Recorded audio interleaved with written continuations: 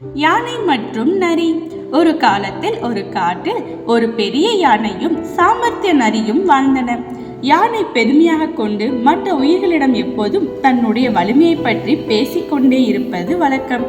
ஒரு நாள் யானை நரியிடம் கூறியது, என்னை யாராலும் வெல்ல முடியாது. நான் ஒரு சக்தி வாய்ந்த ஜீவனாக இருக்கிறேன். என்னை போல் பெரியதொரு வலிமையான ஜீவன் இல்லை. அதற்கு நரி சிரித்துக்கொண்டு, உனக்கு அளவற்ற வலிமை இருக்கலாம், ஆனால் கற்றல், கூர்மையான அறிவு போன்றவை தேவை. அவை இல்லாவிட்டால் வலிமை மட்டும் போதாது என்றது. யானை நரியின் வார்த்தைகளை ஏளனமாக எடுத்தது. இதனால் நரி அதற்கு ஒரு பாடம் கற்றுக் கொடுக்க நினைத்தது.